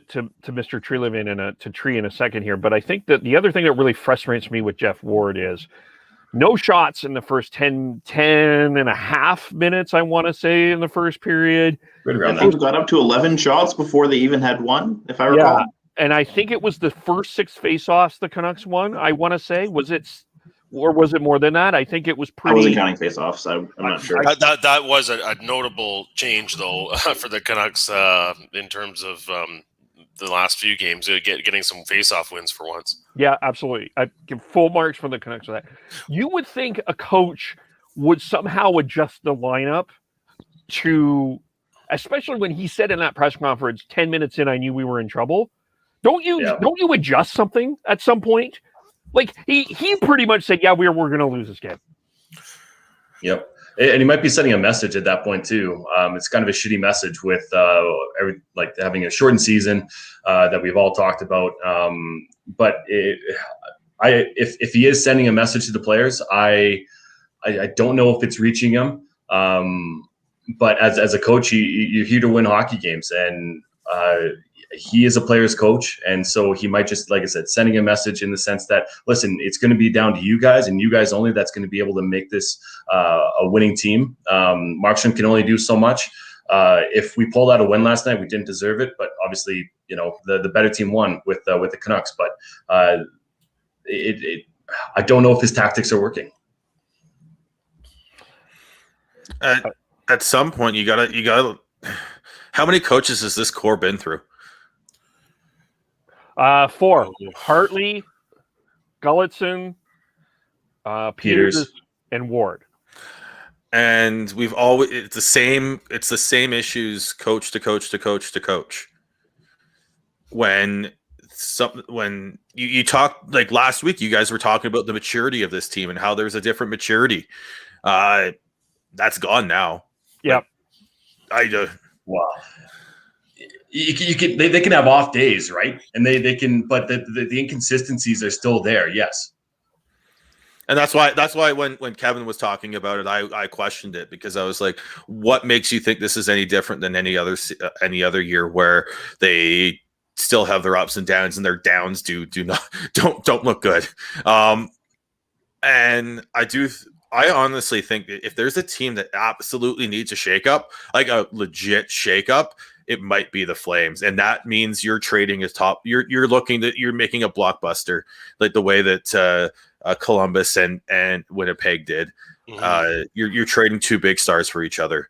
And here's the thing, right? Like they had a pretty good off season by adding to what they had there with Tanev and Markstrom, and you can go Josh Levo and mention whoever else. But right now it kind of looks like the same thing over and over again. And the thought was that better goaltending and improvement on the back end would kind of solve the problems. And I don't think it's sky is falling time here for the Calgary Flames. I mean, it kind of feels like that on this podcast today because of how last night went. But I mean, they've added, and it doesn't look like this. Like they've gone from middling to quality contender, and so maybe a big shakeup is the next move. It's hard to really. Sorry, no, I'm going to start over. They were thinking about trading Johnny and Monty in the offseason, or that was the sentiment that was out there, and nothing really happened. And I think it's hard to really shake up a core when you have as good as players as Johnny Gaudreau, who flirts with 100 points a season, and you have Monahan, who gets 20 plus goals a year, almost 30. And I question the leadership, and I question Gio and whether or not he's able to bring out the best in his team. I said it before. I said it about a week or 2 weeks ago about Bo Horvat, and when the Canucks were having a struggle, that this would be a big test for him and whether or not he's able to solidify himself as a true captain, one that, brings the best out in your team, that motivates the players around him to be better. And right now, I don't see that in Gio. And I've been questioning about him for the past year and a half. And it's alwa's been a leadership problem, right? They didn't have they brought in Lucic to be more of a leader, and that there's more with that we'll talk about later. We'll talk about that. You had Troy Brouwer signing. Yeah, that was an unfortunate signing, and it didn't really work out. But you had him for the leadership skills, for having him in the playoffs. That was the whole reason behind signing him to the deal that he got. So to me, it is in the dressing room, and it's just the same stuff over and over again. Yes, it's magnified with such a shitty loss yesterday, but I agree with Tyler. The sky isn't falling as of yet. We're still playing well. It's just it's the process that I'm worried about, and the process within this is, okay, what's next game going to look like? Are they going to have a pushback game? Are they going to be able to show the Canucks that they're a better team? That's up to them. Okay, let's get to the heart of this, because I think we're dancing around it, and I think it's time to deal with this. And before I do this, I want to bring up something that's important. As much as the Canucks and Jim Benning have had this, the fact of the matter is the Flames and the Canucks, with Treliving and Benning in charge, have the same amount of playoff series wins. 1. And I'm not counting the qualifiers. They don't count. No. Since the Flames beat the Canucks in 2015, they have won 4 playoff games. And they won 2 against the Dallas Stars. They got swept against Anaheim. They basically got swept against Colorado, except for the miracle game by Mike Smith. Why is Brad Treliving not on the hot seat? Do we have the poll there? I posted a poll where Brad Treliving is. He's getting a C, no A's, B, and D to F. I think that it's time to have some hard questions about Brad Treliving. Like you said, the Troy Brouwer signing didn't work out, but he signed it. He also went and signed Chad Johnson. No, not Ocho Cinco, the goaltender Chad Johnson. He signed James Neal. That's partially his responsibility. He got Elias Lindholm and Noah Hannafin. That's good. We'll debate the Lucic for Neal trade, but he's hired 4 coaches, and I don't think that and you can debate that this is an ownership issue in terms of not wanting to spend money, but I think the fact that he's been able to talk his way out of he has the media savvy that Canucks have been looking for Jim Benning has probably saved them, but I think that there's a legitimate question of putting Brad Treliving on some sort of hot seat in Calgary. This team is 7-6-1. Yeah, I don't, Sean and Devin and Chris, you guys are in Calgary. I get the sense that it's just not a media market that runs people out of town very easily. I mean, I think in other places that it's pretty quick when the finger starts getting pointed. But in Calgary, I don't know. It feels like the fans are pretty patient with Brad Treliving as a whole, and the media certainly, they're not constantly, from what I can tell, trying to create narratives that are aimed at managerial change. I mean, you've got Eric Francis is one of the people with the biggest platforms, and he's an apologist for the organization most of the time. So I think that has something to do with it. There just simply isn't the people in the market that are turning up the heat for whatever reason on the Calgary Flames, even though the facts say that Brad Treliving's had quite a while and not a lot of playoff success to show for it. Devin and Sean can tell me I'm wrong if they want, but to me, as someone who's lived in Calgary for the past 5-ish years, they view the Flames more as a fun entertainment piece as opposed to living and breathing type fandom. I would say it's a little bit like that, but I think the living and dying by your team is still here in Calgary. There's still definitely those guys. It just doesn't feel like it's nearly at the same level as Canucks Twitter. That's where I was about to go. Is it's not in public spheres. Yeah. It's in group chats. It's in like Discord channels that the people started and have grown. It's not on Twitter, like Vancouver Canucks Twitter, like and Toronto and Montreal. It's not in the public. And because it's not, you're not holding there isn't enough mainstream holding the coaches and the GM specifically accountable for the lack of success that the Flames have had over this tenure.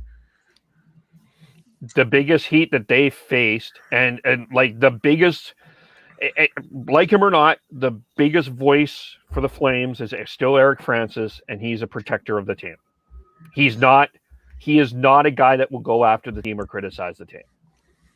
And I think that he took a little bit. I think that he, I think people are starting. The Flames fans, I think, are starting to feel frustrated with that when he tweets out that we got more out of Johnny Gaudreau in the last 7 years on spitting chicklets than he did. That's because you've been trying to run like he runs them at it. He's nice to management and hard to players. Yeah. And I think my theory is, and I could be completely wrong in terms of the players, I think that they're completely turned off by him. I think management has probably used Eric Francis as a bit of a media voice.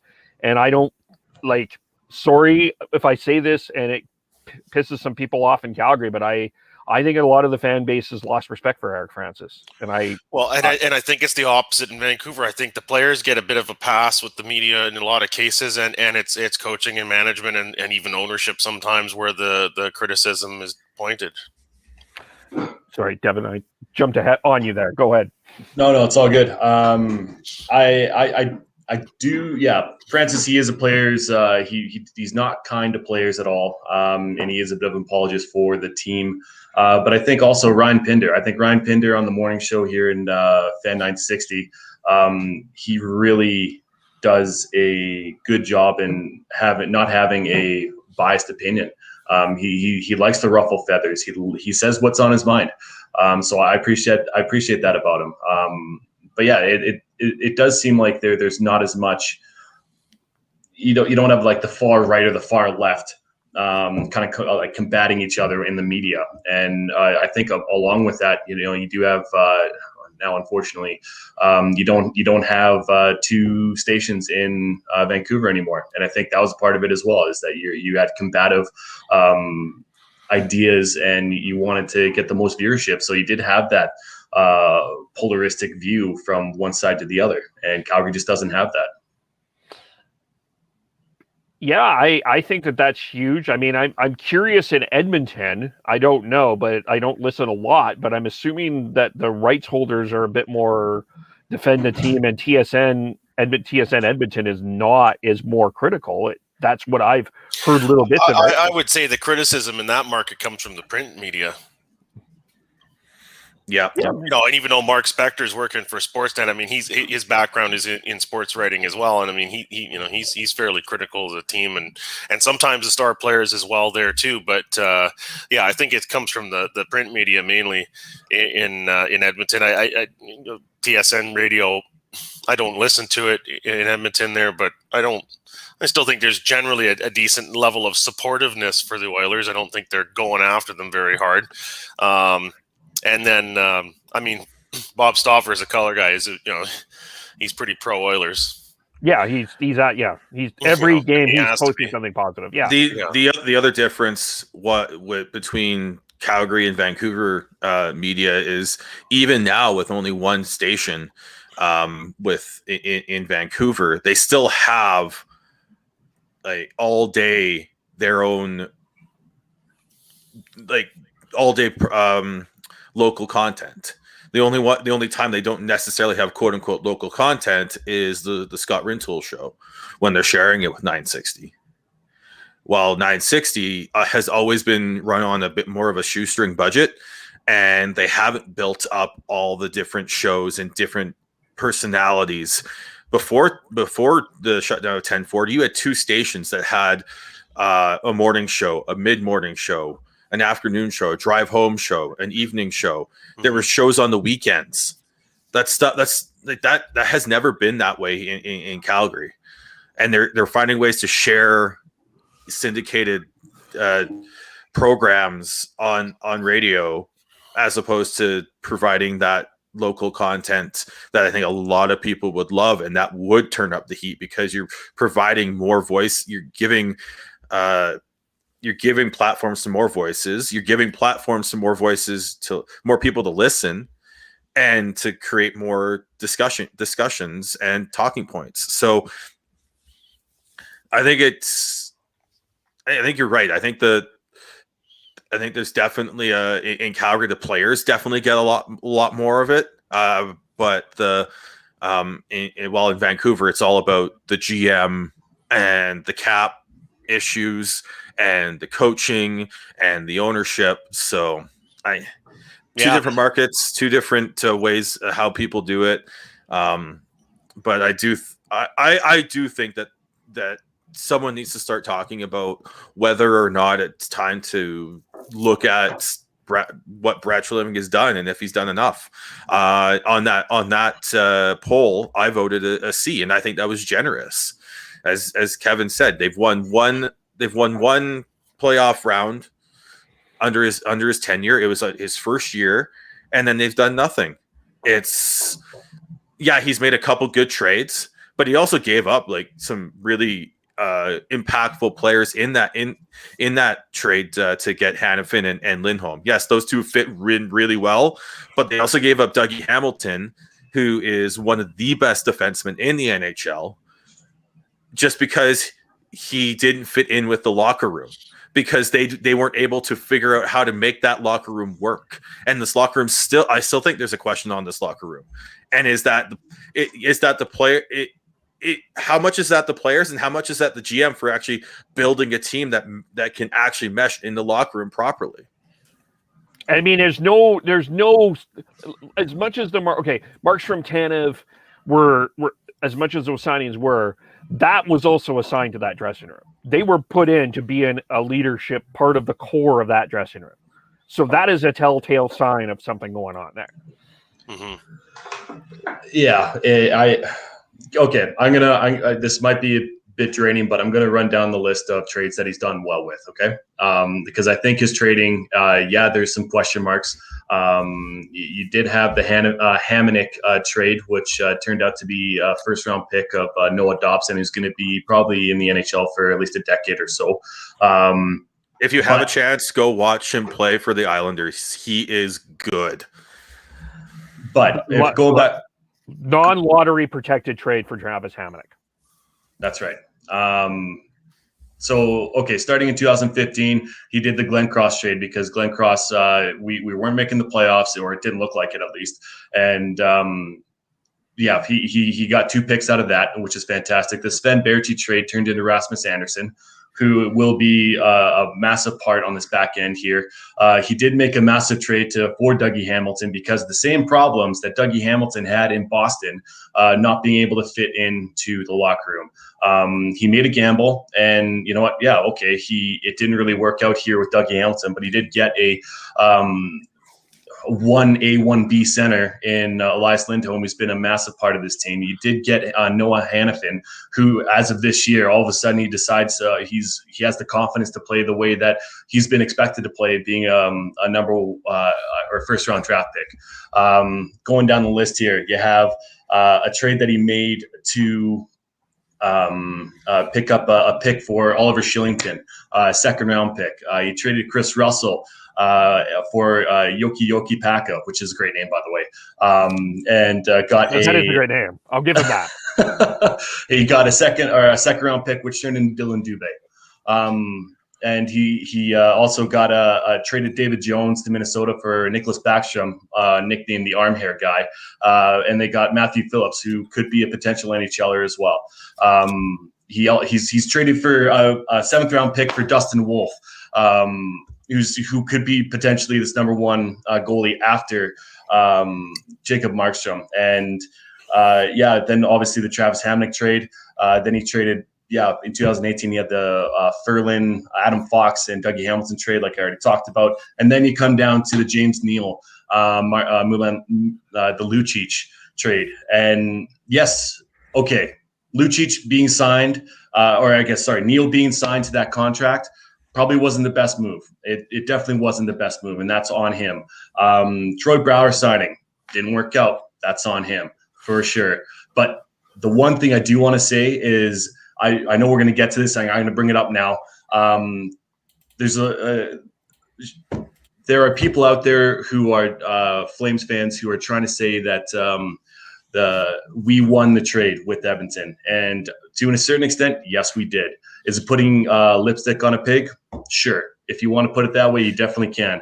But the fact is that James Neal was on waivers yesterday, and Milan Lucic is still playing a role for this Calgary Flames team. And yes, the contract is shitty. Besides that, Brad Treliving made the better trade there, and he made a gamble for Lucic, and Lucic is still he's still an NHLer in my mind. Yes, he's a fourth liner at best, but it's something that Calgary was lacking, was the physicality, was having a big player that could throw his body around to, quote unquote, keep people in check.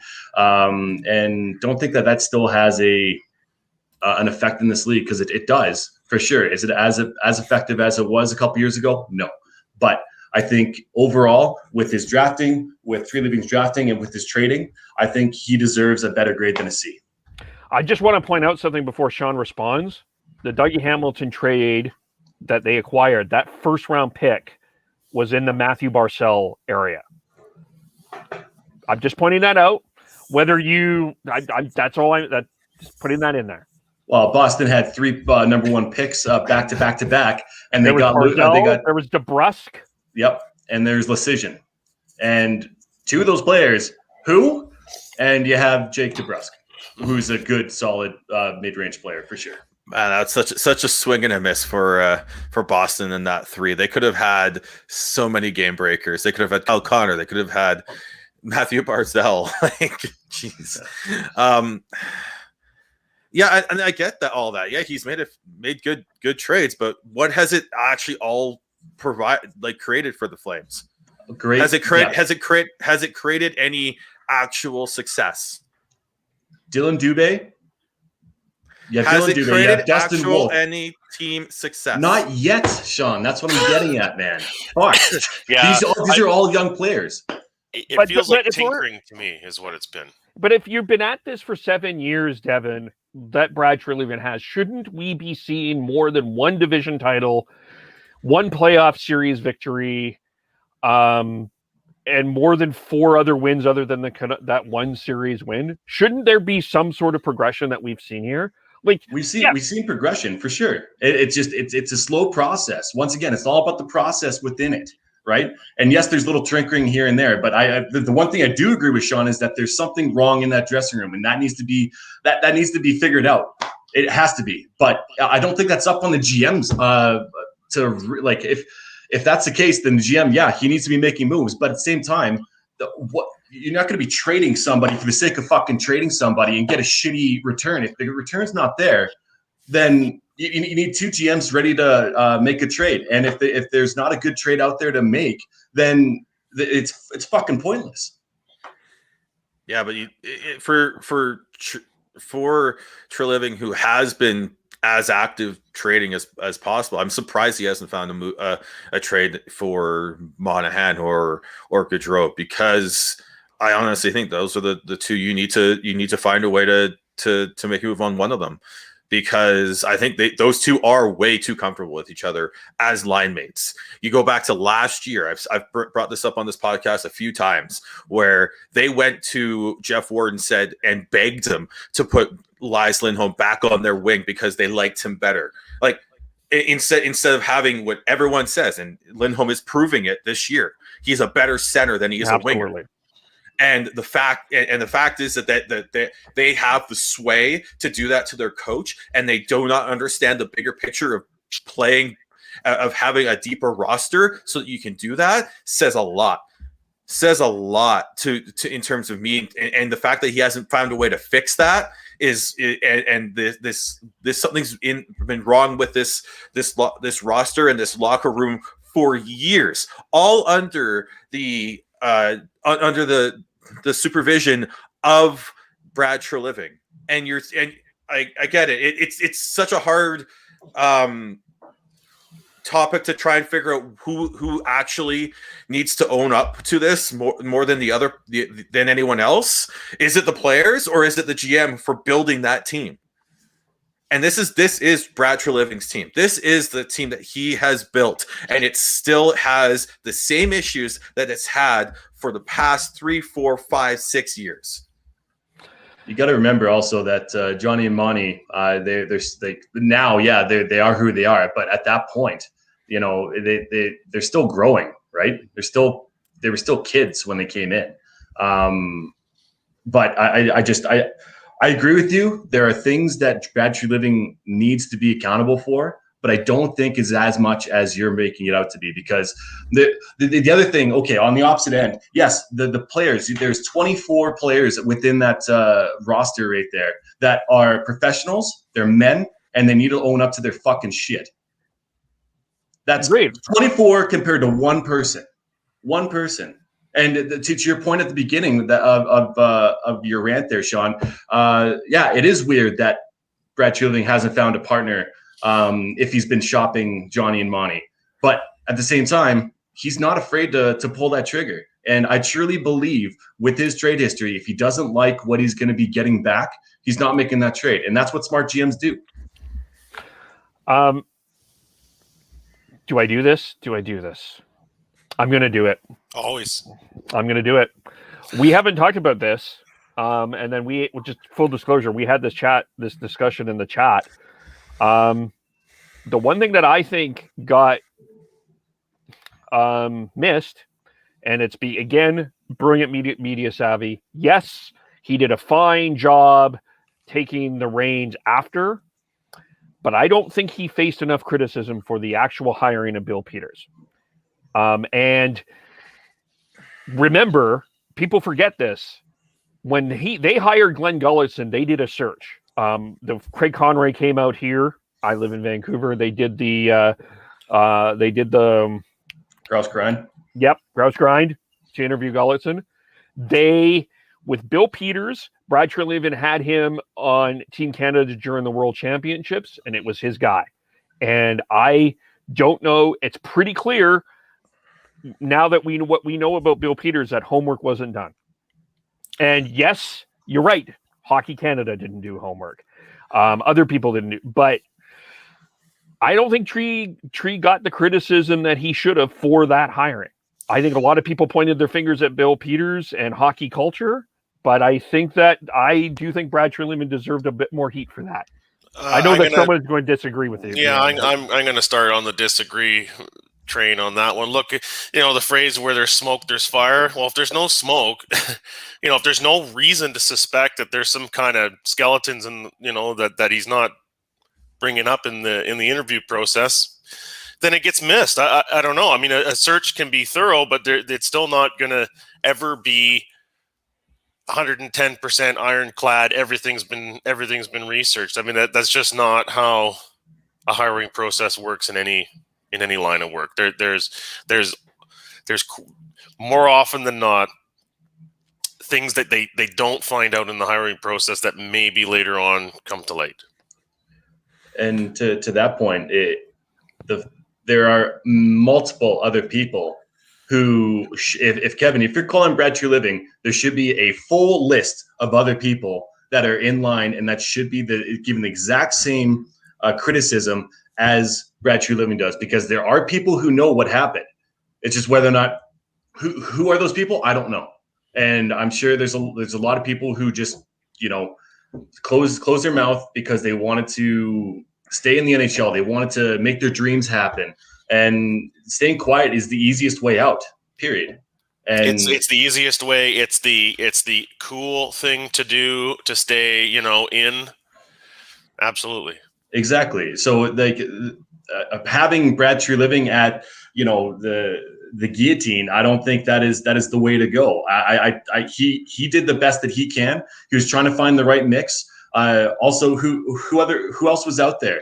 Who else was out there that he could have potentially hired that allegedly the ownership crew in Calgary would want to pay money to. And that's been the criticism of the ownership, is that they're not willing to dish out the dough for the top end coaches. You had Glenn Gulletson, who was a player's coach. You had Bob Hartley, who was just a grind to the players, and they tried to find that sweet spot. And to me, putting it solely on Brad Treliving, I don't think that's fair, because there's so many other people who didn't speak up when they should have.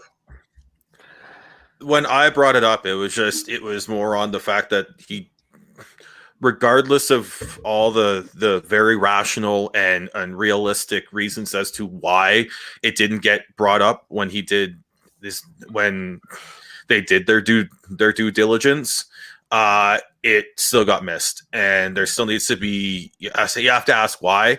And when you look at the fact that he went out and got James Neal, who was out day one was a cancer in that locker room. Troy Brouwer was an overpaid guy that they had to buy out. And then you throw in the Bill Peters thing, and the fact that this is coach number 4. Yeah. Coach number 4 for one GM is unheard of. You rarely see that. He was forced to make the change from Peters to Ward when he didn't want to. I think we can assume that, but that's still, even 3 is a lot of coaches for a general manager to go through and still retain his position. Yeah. And all the trades he's made is great. Yeah, they've made some really good trades. But again, what has come from that? What long-term sustained success has come from that? It's still coming. That's my point. It's still coming. After 7 years? Dude. After 7 years.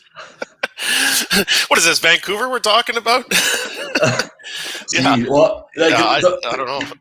Sorry, you're going to have players there. Dylan Dubé, you got the Mangiapanis. You're going to have Oliver Shillington, who's probably going to be a trading chip. Yes, because they have so much depth on the defense no one claimed them. Yes. Well, who's claiming right now, Sean? Other than goalies, who's claiming? But Devin, last night, Connor Mackey stepped in the lineup before Oliver Shillington. Yes, because they're higher on Connor Mackey than they are on Shillington. And I think that's more so props to Connor Mackey than it is a detriment to Oliver Shillington. I think there's also sour grapes between them, between Shillington and management, because they couldn't get a contract in time so that Shillington could be here for the shortest training camp of all time. So there's more to it than just that. And I truly believe that Shillington is an NHLer. He's played here. He's played in the NHL. It's just he's not getting the opportunity because I think sour grapes. I just don't think that, yes, he should be criticized as far as Brad Treliving goes, yes, but not to the extent that you guys are giving him. And I'm not an apologist for him, but I'm trying to point out the positives, and I think the positives outweigh the negatives as of right now. If the Flames do not win a playoff round this year, how hot is his seat?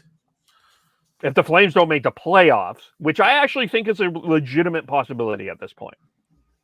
Then absolutely. Then his seat is hot, 100%. But he's still done good things for this association, and he's going to continue on doing it. Like he's not going to be one of those. He's not going to be a GM that you're going to be worried about him making if he is on the hot seat, making a trade just to save his job. That's not who he is. I truly believe that. So if they don't make it, sure, yeah, he's on the hot seat, absolutely, and that's fine. But what he's done for the Flames is stock the cupboards, make sure that they'd have good young prospects coming into the lineup that are making a difference, man, making a difference. Mm-hmm. And he's every single question that he's had about this team, maybe other than the locker room, he's made changes. He's not afraid to do that. And that's what I love about Brad Treliving, is that he's not afraid to do something about anything. Like he's willing to actually put his neck out there, and he's always, within the trades, always. I'm not up on the Flames prospect pipeline, but I don't get the sense that Treliving's been pissing away the future in a reckless manner either. Devin's right. There's a cupboard for sure. I mean, you got the obvious ones: Connor Zary, Jacob Pelche, Glenn Godden, Matthew Phillips. We saw Connor Mackey last night. It's there. Yeah. It's just, let me ask Sean then. I mean, Sean, do you think that Brad Treliving lacks the vision to take what's here now and move it forward? I think that's the question, because the biggest issue on this team has not been fixed for 6 years. It's been the locker room for years, and it hasn't been fixed. Yeah, they traded away Dougie Hamilton and got back a couple players, but it's still an issue. Like, why can't this team like take that next step? They've got all the skill. They've got Matthew Tkachuk, one of the best like throwback power forwards in the game, an absolute rat who can give you power plays like no one. You've got depth down the middle that is tough to beat when you've got Lindholm, Monahan, and Backlund. Yet they've got a star goaltender now, and they're still middling at around 500. They're not battling it up with the top teams. And they could get on a roll. Sure. They totally could get on a roll here. But that's like it's the issue. The issue with the Flames has always been trust. What are we going to get from period to period, shift to shift, player to player? It's clearly something. There is such a deep disconnect in that locker room that it has to be solved. Yeah. And then going back to what I was talking about Tkachuk, and then they've got the play telling him to calm down. We don't know that for sure, but that's speculation. And if that's the case, man, yeah, absolutely. If that's the case, we're gonna take a comment here from the wiser Schneider, Chris's dad, saying that telling Matthew Tkachuk to tone it down is telling him not to play. That's exactly right. Exactly, yeah. That's being a shit disturber, getting in people's faces, trying to draw penalties, whether it's diving, acting, or whatever, or just being a little bit dirty. That's his game. Yeah. Do not try and change Matthew Tkachuk. As you know what, I'll tell you this. You know when Matthew Tkachuk is effective? I'll tell you when I know Matthew Tkachuk is effective. When Sean is tweeting in the chat that he's so angry at Matthew Tkachuk that it's out of control. That is when I know Matthew Tkachuk is on his game. Oh, my answer was going to be when he faces Drew Doughty. Yeah. Well, that's true. He must miss Drew Doughty. Man, I miss that too. Imagine that first game, Calgary versus LA next season. Yeah. Imagine if someone acquired Drew Doughty. Anyway, anything else with the Flame? We didn't. Okay, let's quickly. Did we dive into this Neal Lucic? Well, I brought this up yesterday, saying that because there's so many. As soon as Neal went on waivers, it was Flames fans just dunking on it, and I'm going, okay, fair, yeah, I get it, but as Devin put out there, is what I said. Yes, you won the trade, but it's literally putting lipstick on a pig. You still have a plug of a bottom six player making over your cap hit is 5.25. Luckily, the Oilers are retaining $750K of that contract, but he's still a bottom six player making over $5 million on the cap and really handcuffing what you can do with this roster. I said, I'm going to go back to another point that I've constantly brought up on this, the roster makeup of this team is the lack of right wingers that they can throw in the in the top six that I think is hurting them as well. I know, you're contradicting yourself. You're contradicting yourself when it comes to the Canucks. All of a sudden, it's not preferred, but it's working. Jamie Benn on the right side. Oh, great! Fuck, man. Honestly, I don't think I've changed my tone on this at all. You have. I have not. No, I have not. Oh my god. I have not. I've said it's working. It's not what I like. I would prefer to see a right shot defenseman who can play the same way Jordy Ben is playing on the right side. Yes, I think that fits better. But so far it's working. On the Flames, it's a hit and miss every game with whoever's on that right side. Jesus. Whoever's on that right side on two of those lines is hit or miss every game. Okay. I'm sorry. I'm sorry you feel that way. In regards to Lucic, if you got a consistent performance, consistent effort out of him game to game, I think you could just live with the contract. But the problem is he does for me, he does the disappearing act for long periods as well. When he is engaged, when he is being physical, and he does contribute on the score sheet a little bit, it's like, hey, that's not a bad player to have in your bottom six. But there's times where he goes awfully quiet as well. He got awfully quiet during the goaltender fight game between the Flames and the Oilers. And he did get better as the season went on, but that was one of those that I look back on it. I know a lot of people were not impressed with him after that game. So he's been better. Neal got off to a hot start. He's got 2 goals this year against Ottawa, but the reality of the situation here was really, it wasn't like Neal is done. It's roster flexibility for the Oilers. So that's my, I guess the one thing is, like, Flames fans cheering that. I'm not there for it. I would prefer to have Lucic over Neal. I'll say that for sure. When Lucic is on, I think Lucic is a better player than Neal. Sorry, Oilers fans. But in terms of, like, Neal going on waivers and the Flames celebrating, I'm not. Yeah, whatever. Yeah, I wasn't. Well, why not dunk on it? God, that's the fun part about it, of being a fan. God, like, honestly, and if you have a player that is more effective 5-on-5, then a power play specialist in James Neal, who isn't really a power play specialist anymore. Like, he's on his back nine along with Lucic, but Lucic is more effective. So yeah, I'm fully on board with saying that the Flames won this trade, and the fact that it's against Edmonton, who's the rival of the Flames. Fuck yeah, absolutely, stoke that fire.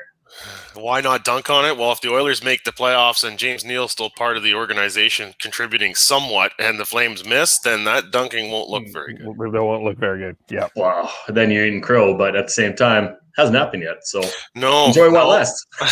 There you go. No, although the Oilers lately have, I know they've been playing a lot of Ottawa in there, but they look to me like they're probably going to be in the playoff picture. Yeah. Yeah. At this point, it's looking Toronto, Montreal, and Edmonton as the top 3. Who ends up being the 4th team? Who knows at this point? Yeah. That's the question. On that note, let's just quickly get through. Let's get through the rest of the league. Patrick Laine got benched. Patrick Laine got into a fight. Well, from what came out afterwards is that I think he was having a really shitty game and then lipped off a coach, and they're like, well, now you're sitting.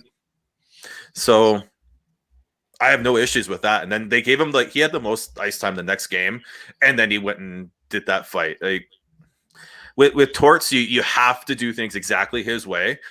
And there's definitely parts of Torts' in terms of that I agree with, and giving respect to your coaches and not lipping them off, I definitely think is one of them. But I don't know. It's going to be fun to watch continuing on. But if somehow Torts can bring out that feistiness in Laine, watch out. Because he's got size, he's got speed, and that shot, that goal, one of it last was just so nice. Mm-hmm. Perfect snipe, top, as Laine put it, top cheddar. So wasn't that between the defender's legs too? Yeah, it's one of those goal scorers goals. Yeah. It looked effortless. It had the speed that it came off at. It was very similar to him scoring against Calgary the first game. That was fucking phenomenal. So if he can keep it up, and Sean said it, if Torts can get that kind of play out of him, that's awesome. Yeah, from my perspective, it looked like he definitely pissed off Torts, and then the next game he's trying his best to kiss ass for Torts by getting into a fight. Oh, there. Hang on.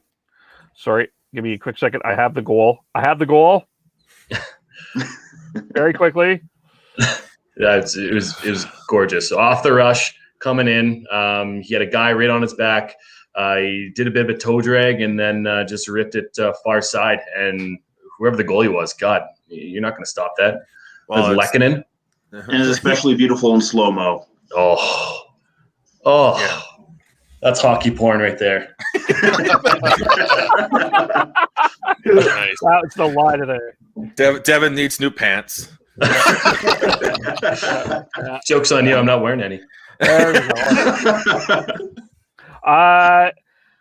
Brian, we didn't get Tyler and Chris's comment and Devin's. Brian Burke off to Pittsburgh with Ron Hextall. He's going to be missed on Hockey Night in Canada, but man alive. Yeah, the segment that they had last night where they were basically saying goodbye to him, I thought was awesome. And obviously you wish the best for him. Like, clearly he chose his moment to get back into the management side of things, and he feels like he has a chance with the Penguins. So we'll see how it goes. Absolutely. Yeah, no, he'll be it's a big loss for sure for Hockey Night. Yeah. Does that mean we lose the "it's on" part? His part of that "it's on" segment? I guess so. Quit fooling around. It's on. David Amber was thanks. See you in here. Yeah, it's sad to see him go, but wish him the best down there in Pittsburgh. And he said it was a no-brainer. Once he got offered it, he's like, yeah, absolutely. Boom, done. Playing with arguably one of the best hockey players of all time, Sidney Crosby. And just being basically going in and just answering, or people, coming to him and asking his advice. What better job? No, he's good at it. And then finally, I'm going to try to do the flex of Ryan Kesler. I don't know if I could do it any justice, but try here. No, Kevin. Stop it. But my God, Kevin Bieksa last night, again, with the brilliance of the picture troll. Kevin Bieksa, the Ryan Kesler photo. I don't know if Sean can pull it up or not, but just see. I'm pretty sure we've all seen that photo more times than we care to. Yeah, my painful eyes. But my God, again, Kevin Bieksa is the best. I'm just going to say it. He is the best studio announcer in the game today. And credit to Danielle Michaud for pointing that out to everybody on Twitter. And then when Elliot was on it, basically Bieksa shuts him down and says, "You just worry about what you're doing." Let me entertain the masses. Yeah. Well, what Bieksa does is he just brings a relaxed sort of atmosphere to the panel. Like, just shooting barbs doesn't matter. Like, I with Burke going away, everyone's like, "Oh, Bieksa needs to replace him." Like, I want Bieksa on a panel with as many people as possible so that he can have as many targets as possible to give a hard time, because when he does that, it completely relaxes everyone in the panel and it becomes good, entertaining intermission content. The other thing I like about it too is it makes the panel a lot less about Ron MacLean, which makes for a better panel. Not that Ron MacLean doesn't contribute effectively to the panel, but he's the host. Sometimes he tends to take it over a little more than I'd like to see, and it should be on the analysts, and Bieksa really makes it an analyst-focused panel for sure, with fun mixed in. Yeah. And when you compare him to like a Colby Armstrong, like, he just brings a lot more personality. Like, Colby was just boring and robotic, and he was in one position and monotone the entire time, whereas like Kevin just brings personality and humor to it. Yeah. He was Kesler born for broadcasting after his playing career. And I think we can all agree that Kesler has a great ass too. So, Is that hockey porn, Devin? You stepped right into that one. Oh no. Watching Austin Matthews go top Jed, that's hockey porn. Wow. I think it's time to go. All right, we're going to wrap it there. Devin has to go out. That's all I'm going to say. How do we follow everyone? I am Beardy Canucks 03 on Twitter. I'm on Twitter at TNoble, TNOBLE. I am at Schneids on most social media. I'm at Gordhouse09 on Twitter. Heidi is Heidi Mazeballs. I am KEVOLE. Podcast_hockey on Twitter, Facebook.com and YouTube.com. Subscribe, give us a like, tell your friends. Thank you again for all the new subscribers. We Hope we continue to entertain you. Our midweek intermission show is scheduled at this point for Thursday. That will be the wrap-up of the Flames Canucks 4-game series, and then the Flames go on to play the Oilers. The Canucks go on to play the Jets, so we can wrap and preview at the same time. And subscribe to wherever we get our podcasts.